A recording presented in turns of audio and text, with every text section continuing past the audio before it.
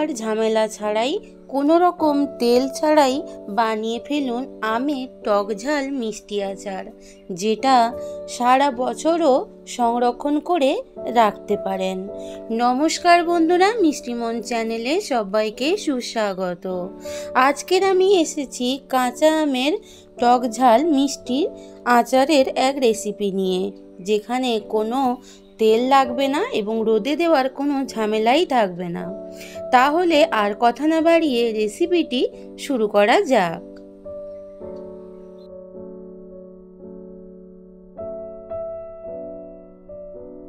এই রেসিপি বানানোর জন্য এখানে আমি 5 পিস কাঁচা আম নিয়েছি। এই কাঁচা আমগুলো দিয়েই কিন্তু আজকের আমি টক ঝাল মিষ্টি আমের আচার বানিয়ে দেখাবো। এখানে একটা আমি বড় সাইজের একটা বোল নিয়েছি। এবার জল দিলাম। এবার এই জলের মধ্যে আমগুলো প্রথমে আমি নিয়ে একটু ভালো করে আমগুলো ধুয়ে নেব, কারণ আমগুলো বাজার থেকে নিয়ে আসা হয়েছে, অনেক ধুলো বালি এর মধ্যে কিন্তু আছে। তাই জন্য প্রথমেই আমগুলো জলের মধ্যে দিয়ে ধুয়ে নিয়ে আর একটা প্লেটের মধ্যে আমি তুলে নিচ্ছি। নিয়ে আমি ভালো করে জলগুলো মুছে নিয়ে শুকনো করে নেব।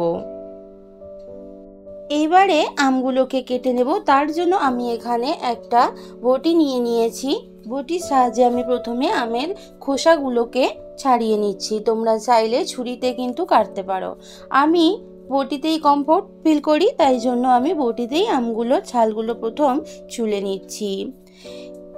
আম শেষ হয়ে যাওয়ার আগেই কোনো রকম ঝামেলা ছাড়াই কিন্তু এইরকম আচার বানিয়ে তোমরা সংরক্ষণ করে রাখতেই পারো। সমস্ত আমগুলো খোসা ছাড়িয়ে একদম আমগুলোকে কেটে নিয়ে ফিরে আসছি। দেখতেই পাচ্ছ বন্ধুরা, আমি আমগুলো সব কেটে নিয়েছি। খুব মোটা করেও কাটিনি, খুব ঝুরি করেও কাটিনি। আমি আমার মতো করে কেটে নিয়েছি, তোমরা তোমাদের মতো করে কেটে নিতে পারো।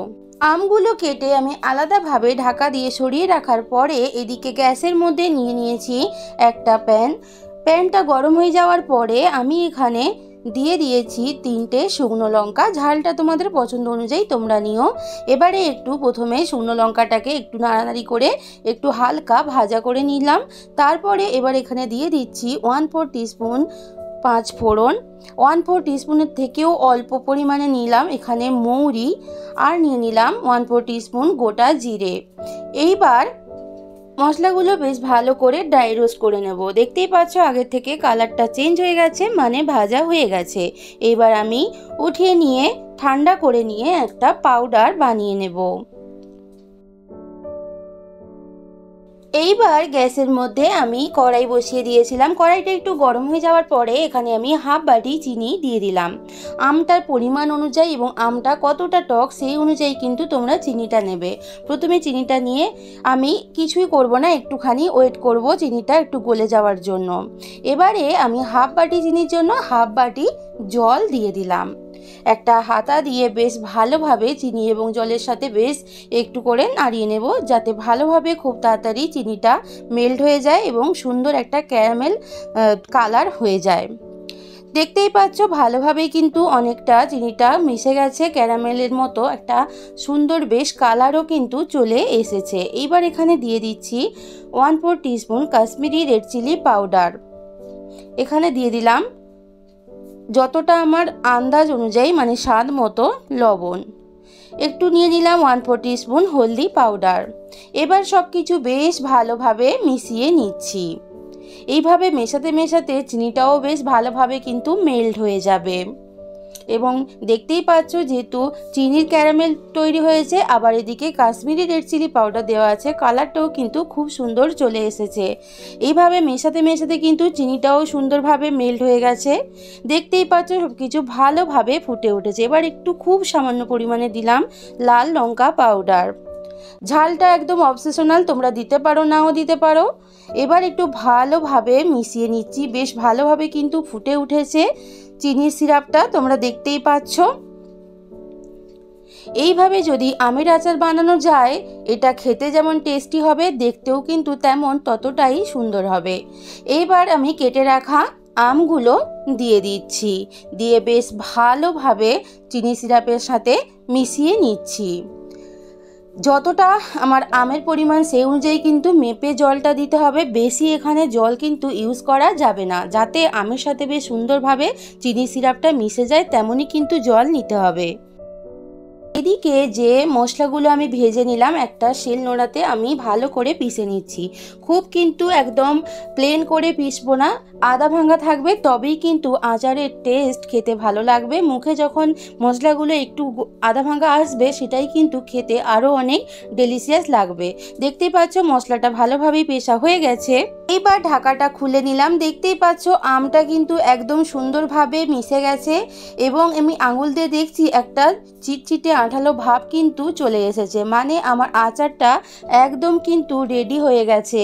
কোনো রকম ঝামেলা ছাড়াই, কোনো বেশিক্ষণ টাইমও লাগে না, জলদি 10 মিনিটের মধ্যেই কিন্তু আচারটা রেডি হয়ে যায়। এইবারে পিষে রাখা মশলাটা কিন্তু দিয়ে দিলাম। এই মশলাটা দিলে আচারের টেস্ট কিন্তু আরও দ্বিগুণ থেকে ত্রিগুণ বেড়ে যায়। এইবার সব আচারটার সাথে ভালোভাবে মশলাটা মিশিয়ে নিচ্ছি। একটা এত সুন্দর স্মেল আসছে আচারটা থেকে, ঘর পুরো গন্ধে মোমো হয়ে গেছে।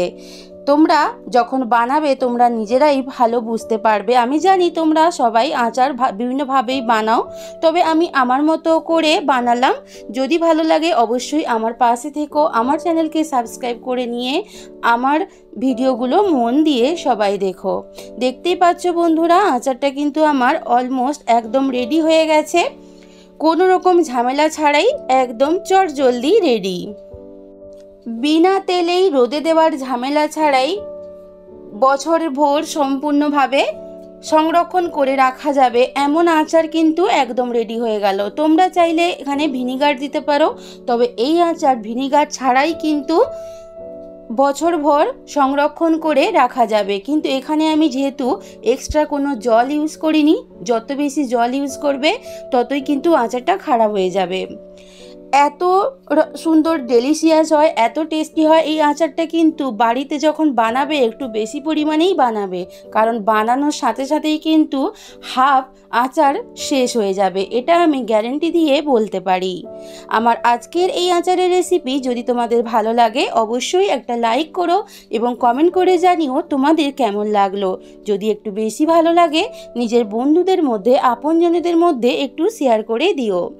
আমার চ্যানেলের পুরনো বন্ধু এবং নতুন বন্ধু সবাইকে আমার পাশে থাকার অনুরোধ জানিয়ে আজকের মতো তোমাদের থেকে বিদায় নিচ্ছি। সবাই ভালো থেকো, সুস্থ থেকো, টাটা।